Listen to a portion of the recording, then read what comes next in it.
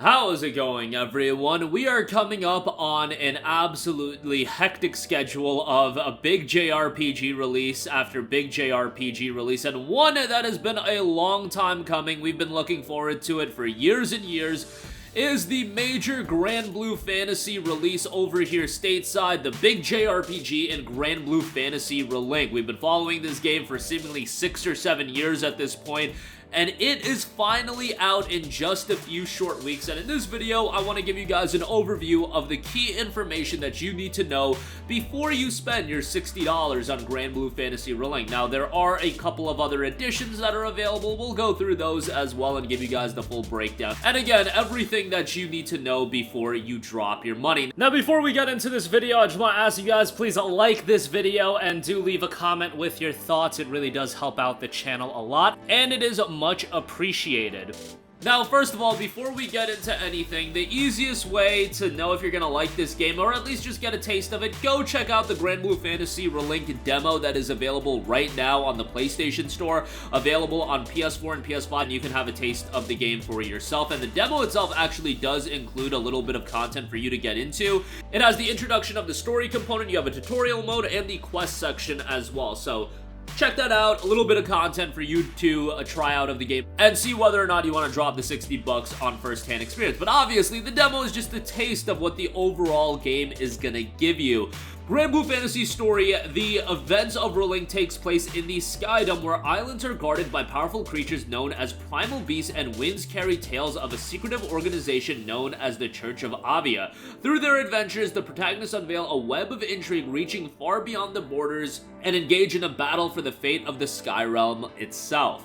There will be a wide variety of characters for you to try out. Obviously, you've got the captain and then a bunch of accompanying characters as well. The roster is vast and has a ton of depth, and is going to be an aspect of the game that is going to see updates over time, so that is going to continue to grow and grow. Gameplay notes: traverse various islands, diverse combat system. Assist modes are available, so if you want an easier experience, that is going to be at hand as well, although most of you guys, I imagine, are going to want to do the standard playthrough. 4-player cooperative play is available, over 100 quests and post-game content as well. We'll talk a little bit about the game length because that has been a gigantic point of discussion, but we'll get to that in a little bit. You'll have character customization, plenty of side quests, and collectibles to boot as well. Quests include real-time combat with 4 member parties, undertake a variety of quest types, including boss battles, time attack, survival, and more. There will be a lot of challenging battles here, and within the various quests, you're going to find some of the even more challenging battles than what the main story is even going to offer. A completely different gameplay experience with every character, and that's why you're going to want to test out the variety of characters that are at hand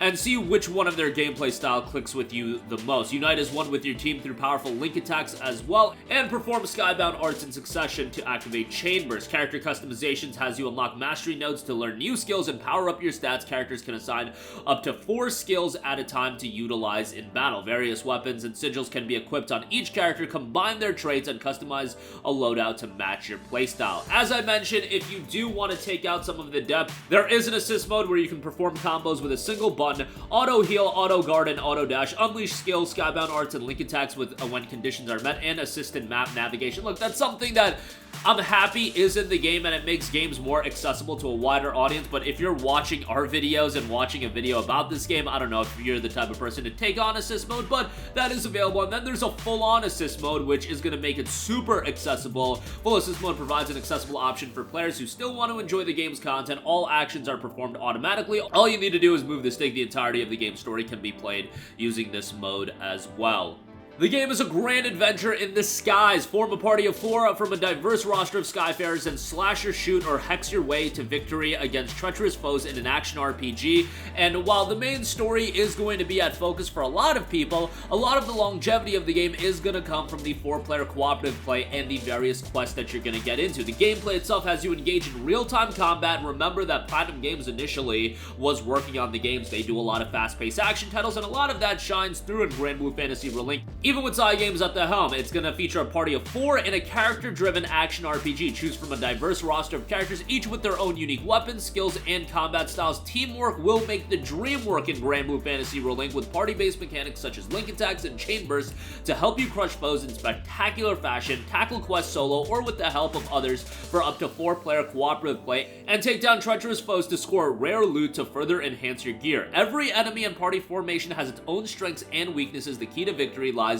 in working out how these pieces fit together. Remember, some of these battles, even with cooperative play, are gonna be incredibly challenging. They're gonna require a little bit of trial and error, and it's going to be up to you to figure out the playstyle and the party alignment that's going to work best in each individual battle. And again, while fast-paced action gameplay is a big part of the game, the assist modes are there for you to check out. The story is also something that's going to be a little bit in focus. The Skyrealm itself is rich in lore and history. Browse the journal at any point during the game to access a trove of writings on the world's people, places, and more. In addition to the wealth of side quests available, Fate episodes allow you to delve into the backstories of each member of your crew so you can learn a little bit more about them, and they're not just nameless faces or anything like that. Throughout the game, you'll sail with a colorful cast of crewmates, including kings and misfits alike. A fabled island will be there waiting for you beyond the end of the skies, and islands are guarded by powerful creatures known as primal beasts, and winds carry tale of a secretive organization unveil a web of intrigue reaching far beyond the borders and engage in a battle for the fate of the Skyrealm itself. Now, I want to talk a little bit more about an element I'm sure most people are curious about: the length and the replayability of the game. Now, it has been a very big discussion point. This is a big JRPG. However, the main story is said to be around 20 to 25 hours. This is from side games themselves, and I know a lot of people are going to look at that 20 to 25 hour number, but that is for the main story. A lot of this game is going to come from the various quests that you're going to do, the cooperative play, which you can dive into, and then on top of all of that, after you complete the main story, it has been noted that there will be an unspecified additional scenario after completing the main game.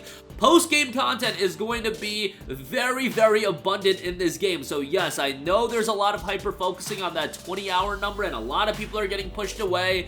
Personally speaking, I prefer a 20 to 25 hour main story where it's all killer and less filler, but it's not just gonna be that. There's gonna be a lot of additional content, there's gonna be a lot of post-game content, and what it looks like from a side game standpoint is that this is gonna be a game that's gonna be supported for quite a while. New characters will be added, new content will be added, so let's see how they roll out new content. But even with the game that's coming out, 20 to 25 hour main story, 100 plus hours if you are looking to do everything, and the potential is there, and it looks to be pretty likely that there's going to be a lot of content rollout post-launch. I'm not saying it's going to have the content update level of like a Monster Hunter World, but that's kind of the vibe that I get in terms of the trajectory of the game. Now, World is kind of its own behemoth in terms of how much content it offered, but even if it's a fraction of that, that's going to be worthwhile for your $60. So I wouldn't worry too much about the length of the game, and that's been a big discussion point recently, but I do want to make that abundantly clear. What I am hoping for is that the core narrative will be compelling, because while there is a lot of focus on the gameplay,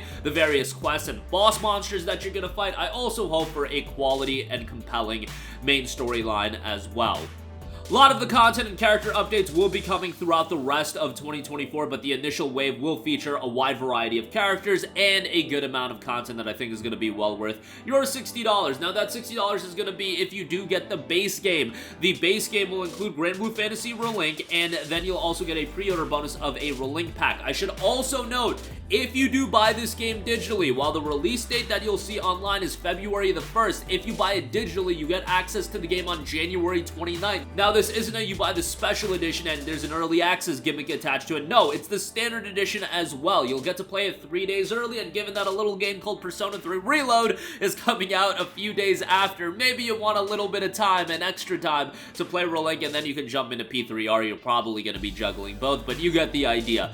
That's if you buy the game digitally. If you buy a physical copy, it will be coming out February 1st. Then the base game is $60, the special edition is $79.99. That'll get you an in-game item, the False Sword of the Apocalypse, Color Pack 2 and 3, Starter Item Pack, and Granblue Fantasy Special Item Set Relink Pack. That's just kind of a pre-order bonus. And then there will be a digital deluxe edition. That'll include everything mentioned from the special edition. You'll also get Color Pack 1. Kind of interesting, you get Color Pack 2 and 3 with the special edition, but not 1. A little bit strange there, but whatever. You'll get a starter item pack, digital art book, and soundtrack will be included as well. Nothing too crazy with buying these special editions or the digital deluxe editions, really. In this case, I would probably go the standard edition route. And I'm happy in one instance because I've been complaining about this all year and really for the last like 16 months. They could have easily thrown in the 3-day early access to the special edition or the digital deluxe edition. They didn't do that, and I'm happy about that, that if you just buy the digital version of the game, you are getting it on January 29th. It'll be unlocking at midnight Eastern time, so your local time may vary, and then if you do want a physical copy of the game, which I assume some of you guys do, it will be dropping February the 1st. There's a lot more information about the game in terms of specifics, characters, and how you should play them as, but this is just a general overview and the key information that you need to know. Again, the biggest selling point is going to be for you to play the demo, see how you like it, see how you like the gameplay style, and then you can make your decision after that. There's a lot of games coming out, so even as excited I am for Relink, I know that there's so much coming out, and if you're picking up, let's say, Like a Dragon Infinite Wealth, and then you're definitely picking up Persona 3 Reload, like Granblue might be a game you skip out on, or, you know, of those 3 games, I just feel like there's gonna be few people that pick up all 3. It's gonna be a bit of picking and choosing unless you're an absolute fiend and you think you can work through all those games, which if you can, more power to you. But that is gonna do it for me, a game that I've been looking forward to for 7+ years at this point. Let me know all of your thoughts, sound off in the comments section down below. Let me know if you're picking it up day one, waiting for a sale, all that good stuff. Thank you for watching, and goodbye. Hey guys, we hope you enjoyed the video, and if you did, make sure to hit the subscribe button, and if you're already subscribed, do us a favor and hit the bell icon. This way you'll be notified whenever we post a new video. That's the best way to keep up with all of our uploads, and we usually try to upload 2 videos a day. And with the bell icon hit, you'll be notified whenever we do upload a video. As always, thanks for watching.